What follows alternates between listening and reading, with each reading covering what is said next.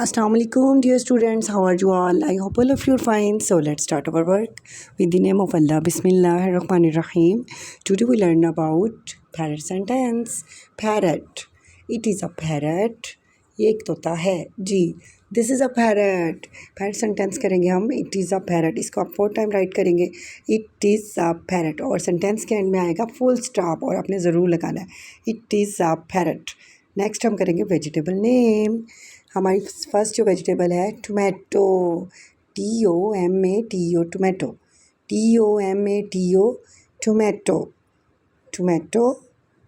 TOMATO tomato जी. Tomato एक fruit है जो रेड कलर के होता है. पता है ना आपको, सैलेड में भी डालते हैं हम और खाना बनाते हैं. Next potato. आलू जी. ये तो आपकी फेवरेट है ना, आलू से आप चिप्स बनाते हैं. POTATO potato. Carrot. CARROT carat.